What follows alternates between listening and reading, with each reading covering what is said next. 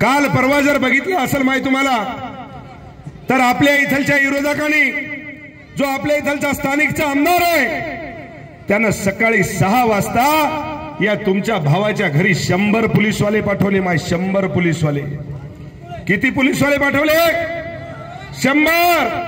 माझ्या घरामध्ये लेकरं झोपलेले, बायको झोपलेली, आई झोपलेली, आणि त्या पोलीसवाल्यानं खट खट खट खट दरवाजा वाजवला आणि सर्च वॉरंट दाखवला आणि सगळे पोलीसवाले तुम्हाला सांगतो लेडीज सगळे घरामध्ये घुसले. मी त्यांना म्हणलो, अरे बाबा काय चलले काय? हमारे पास कोर्ट का वारंट है बोले, तुम्हारे घर की चेकिंग करने की है. आता तुम्ही सांगा, एका आमदाराच्या घराची जर माय हे चेकिंग करत असतील कोणाच्या सांगण्यावरून, तर सर्वसामान्य माणसाचं काय आहे याचं मला उत्तर तुम्ही दिलं पाहिजे. कशामुळं?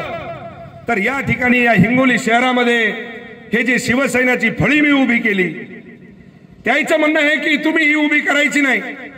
पहिला मुद्दा जे आहे की आम्ही लोकप्रतिनिधी जे त्यांचे जे न्यूज वगैरे पाहिलेली आहे त्यामध्ये आम्हाला कळालेलं होतं की 100 पथक त्या ठिकाणी गेलेले होते, परंतु सदर ठिकाणी आमचं कोणतंही पथक गेलेलं नव्हतं. पहिला मुद्दा.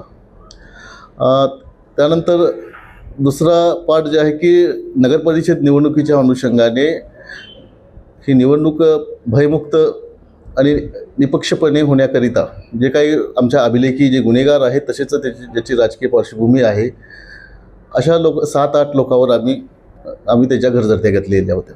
मग त्या अनुषंगाने जे घरझडती घेतलेले होते तिथं कोणतेही लोकप्रतिनिधी जे आमदार वगैरे कोणी त्या ठिकाणी नव्हते, उपस्थित त्या ठिकाणी नव्हते. हे आमच्या स्ट्रेंथचा जर एकूण आमच्या पोलीस स्टेशनची संख्या जरी पाहिलं तर माझ्याकडे आता कार्यरत मनुष्य जे संख्या आहे ते 67 लोक आहेत. म्हणजे ते 100 लोकांचा काही प्रश्न येत नाही त्या ठिकाणी.